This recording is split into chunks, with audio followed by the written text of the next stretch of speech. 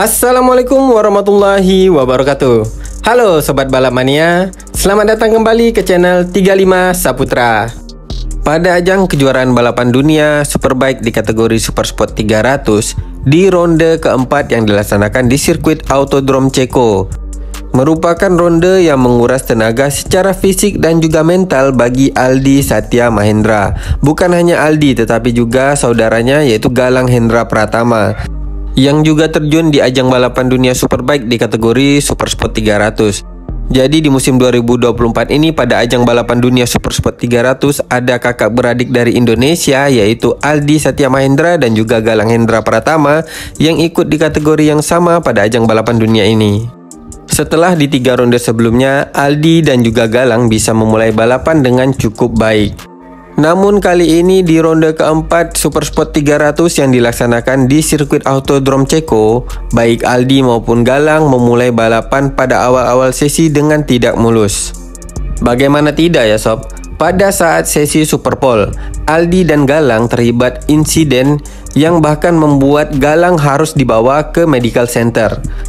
Namun sebelumnya, pada saat sesi Superpole baru dimulai, Aldi yang terlebih dahulu terlibat insiden dengan juara dunia tahun lalu di kategori ini di kategori Supersport 300 yaitu Buies yang membela tim Freudenberg KTM Paligo Racing.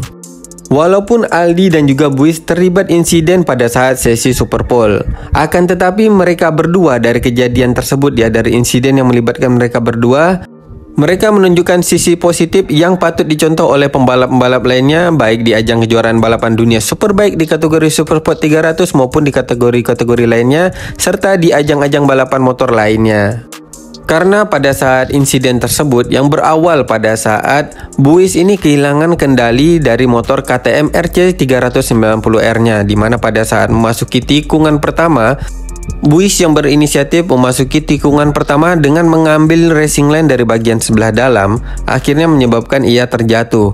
Dan pada saat itu Aldi yang secara tidak beruntung berada pada bagian sisi luar racing line. Pada saat itu adalah racing line yang normal ya, diambil oleh pembalap-pembalap lainnya di tikungan pertama Autodrome Ceko. Nah, Buies ini mengambil racing line yang tidak biasa dari bagian dalam, yang akhirnya pada saat itu Buies terjatuh dan motornya langsung menghantam Aldi yang pada saat itu berada di bagian luar racing line. Dampak dari insiden tersebut bahkan membuat Aldi terlempar cukup jauh. Namun yang menjadi sorotan adalah sikap mereka berdua, yaitu sikap Aldi dan juga Buies sesaat setelah mereka terjatuh, di mana Buies langsung mendatangi Aldi karena Buies tahu ya insiden ini terjadi berawal dari dirinya. Buies langsung mendatangi Aldi untuk mengecek keadaan Aldi serta sikap dari Aldi yang tidak terlalu berlebihan. Walaupun ini adalah insiden yang disebabkan oleh Buies, tetapi Aldi bersikap tidak berlebihan. Aldi tidak terlihat meradang ataupun melampiaskan kekesalannya terhadap Buies. Mereka menunjukkan jiwa sportsmanship yang tinggi. Padahal di seri Autodrome Ceko ini adalah kesempatan Aldi untuk merebut pimpinan klasmen ya. Apalagi pada saat sesi free practice, Aldi bisa mencatatkan waktu yang cukup baik. Nah, ini nanti akan admin bahas lebih lanjut. Oleh karena itu, kenapa tadi admin katakan sikap yang dicontohkan oleh Buies dan juga Aldi ini merupakan sikap yang patut dicontoh oleh pembalap lainnya baik di ajang kejuaraan balapan dunia Superbike kategori Supersport 300 maupun di ajang-ajang balapan yang lainnya. Karena pada akhir-akhir ini di ajang balapan dunia maupun di ajang balapan program-program untuk menuju kejuaraan balapan dunia ya, terlihat ini pembalap-pembalap muda tensinya sangat tinggi. Seringkali apabila pembalap yang berada di posisi Aldi yang pada saat ini pada klasmen berada di papan atas di posisi kedua ya Aldi, kemudian seperti Buies yang sebelumnya ini menjadi juara dunia di tahun lalu. Kebanyakan pembalap-pembalap lainnya yang terlibat insiden serupa yang seperti terjadi kepada Buies dan juga Aldi serta kondisi yang terjadi pada saat ini yang dialami oleh Aldi dan juga Buies, pastinya mereka itu akan terlibat adu jotos sehingga tidak menunjukkan sikap sportsmanship pada ajang balapan motor.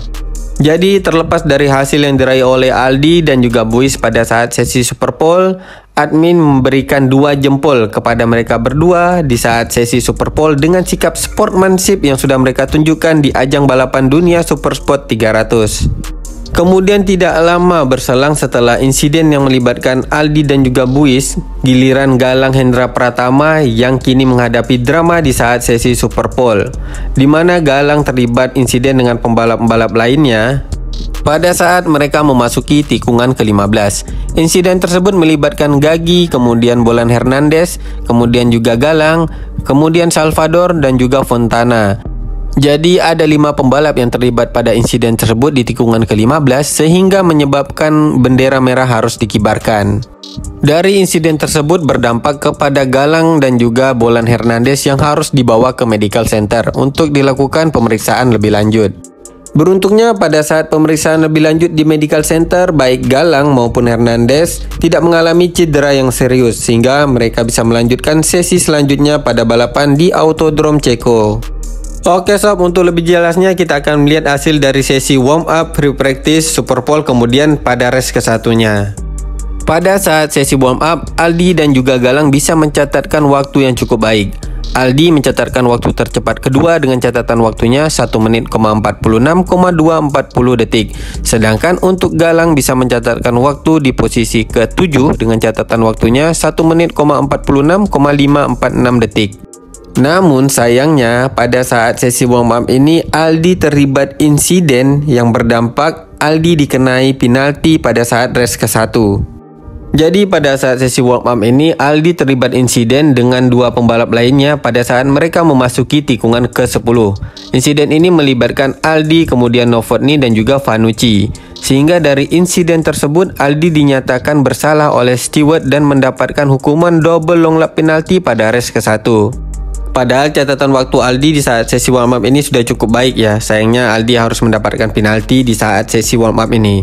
Selanjutnya pada saat sesi pre-practice, Aldi kembali bisa mencatatkan waktu yang cukup baik. Begitu juga dengan Galang. Aldi berhasil mencatatkan waktu tercepat ketiga pada saat sesi pre-practice. Dengan catatan waktu Aldi 1 menit, 46,533 detik. Sedangkan untuk Galang berada pada posisi ke-8 di saat sesi pre-practice ini dengan catatan waktunya 1 menit, 46,920 detik. Pada saat sesi pre-practice ini berjalan dengan cukup mulus untuk Aldi dan juga Galang. Kemudian pada saat sesi super pole, Aldi yang pada saat awal-awal sesi super pole terlibat insiden dengan Buis, yang pada akhirnya di sesi super pole ini Aldi hanya bisa berada pada posisi ke-12 dengan catatan waktunya 1 menit, 46,983 detik. Sedangkan untuk Galang, walaupun di sesi super pole ini ia mengalami insiden yang sampai membuat Galang harus dibawa ke medical center, tetapi pada saat sesi super pole ini Galang bisa mendapatkan hasil yang lebih baik dari Aldi, yaitu berada pada posisi ke-8 dengan catatan waktunya 1 menit, 46,688 detik. Selanjutnya untuk hasil race ke-1 dengan segala macam drama pada saat sesi warm up kemudian saat sesi super pole, Aldi bisa finish pada race ke-1 ini di posisi ke-8. Sedangkan untuk Galang harus puas finish di posisi ke-13. Sebenarnya untuk Galang ini finishnya di posisi ke-12. Tetapi sayangnya pada saat final lap atau last lap, Galang dikenai penalti drop 1 posisi karena exceeding track limit di tikungan ke-17. Sehingga menyebabkan Gagi yang pada saat itu finish di posisi ke-13 bertukar posisi dengan Galang yang finish di posisi ke-12. Untuk Gagi sendiri ialah rekan satu tim dari Aldi di tim Yamaha BR Corse. Sedangkan untuk pemenang di race ke-1 kali ini diraih oleh Veneman di posisi ke-1, pembalap dari MTM Kawasaki dengan Kawasaki Ninja 400, disusul Garcia di posisi kedua dari Kove Racing Team dengan Kove 321 RRS. Selanjutnya di posisi ketiga di podium terakhir ialah Carter Thompson, pembalap yang membela Food Sport RT Motorsport by SKM Kawasaki dengan Kawasaki Ninja 400.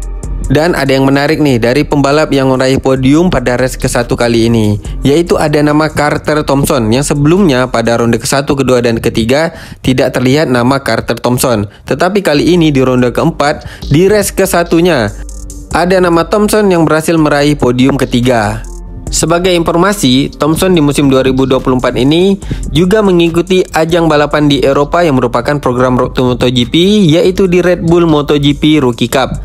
Benar sekali sob, Thompson menjadi rival Veda Ega Pratama di ajang Red Bull MotoGP Rookie Cup. Tetapi kali ini pada ronde keempat Autodrome Ceko Di ajang balapan dunia Superbike pada kategori Supersport 300, Thompson direkrut oleh Fusport RT Motorsport by SKM Kawasaki dengan tunggangannya Kawasaki Ninja 400 untuk mengikuti ajang Supersport 300 ini. Dan ini merupakan penampilan perdana Thompson pada ajang ini. Oke sob, jadi itulah dia untuk hasil dari sesi warm up, free practice, kemudian super pole dan juga race ke-1 di ajang kejuaraan balapan dunia Superbike kategori Supersport 300 di ronde keempat Autodrome Ceko. Kesimpulan yang dapat kami sampaikan pada video kali ini yaitu untuk Aldi dan juga Galang, walaupun mereka menghadapi drama dari sesi warm up hinggalah race ke-1, namun mereka bisa mendapatkan hasil yang cukup baik, terutama untuk Aldi. Walaupun Aldi harus mendapatkan double long lap penalti di race ke-1 ini, tetapi Aldi mampu finish di top 10 di posisi ke-8 dan berhasil mempertahankan posisinya pada klasmen sementara, di mana Aldi masih berada pada posisi kedua setelah race ke-1 ini dengan raihan 94 poin, terpaut 15 poin dari Iglesias Bravo. Di posisi pertama masih Iglesias Bravo ya yang memimpin klasmen sementara dengan raihan 109 poin. Walaupun di race ke-1 ini Aldi harus puas finish di posisi ke-8, tetapi yang menjadi catatan admin ialah di race ke-1 ini Aldi mendapatkan double long lap penalti. Tetapi Aldi mampu finish di posisi ke-10 besar, yang artinya pada race kedua nanti Aldi berpeluang untuk mendapatkan hasil yang lebih baik lagi karena pada race kedua Aldi tidak lagi menjalani hukuman double long lap penalti. Nah sob, itulah dia kesimpulan dari admin. Semoga saja informasi ini bermanfaat untuk sobat-sobat balap mania semuanya. Apabila ada kesalahan di dalam penyampaian admin di video kali ini, admin mohon maaf. Akhir kata admin ucapkan Assalamualaikum warahmatullahi wabarakatuh. Salam balap mania.